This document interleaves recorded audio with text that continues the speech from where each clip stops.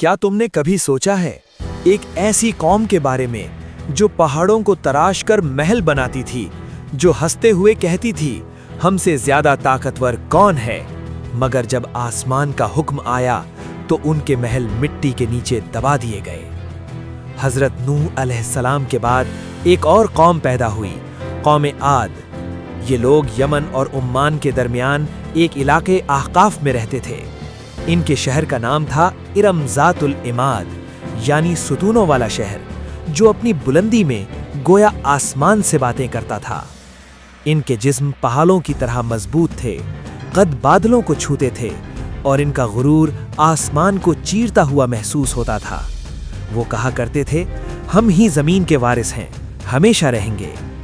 احقاف کی ریت میں ان کے شہر دور دور تک پھیلے ہوئے تھے۔ ان کے گھوڑوں کے سموں سے زمین گونج اٹھتی تھی۔ رات کے وقت ان کے چراغوں کی روشنی میلوں دور سے چمکتی تھی۔ یوں لگتا تھا جیسے ان کا شہر زمین پر رکھا ہوا کوئی تاج ہو۔ اپنی محفلوں میں وہ اکثر یہی کہتے، ہم جیسے لوگ دوبارہ کبھی نہیں پیدا ہوں گے۔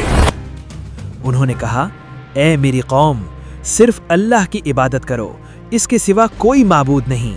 انہوں نے جواب دیا،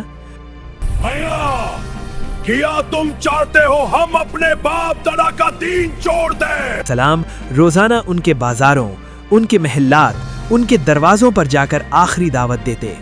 کبھی سردار ہنستے ہوئے کہتے، اگر تمہاری باتوں میں دم ہوتا تو ہمارے محل کب کے گر گئے ہوتے۔ کو دیکھو تمہاری طاقت کچھ بھی نہیں۔ مگر سردار ہنس پڑے، یہ دھمکیاں بند کر، اگر عذاب آیا تو ہم اپنی طاقت سے روک لیں گے۔ مگر ایسا لگا جیسے کوئی دور سے پکار رہا ہو۔ قوم عاد نے کہا، یہ تو پہاڑوں کی آواز ہے۔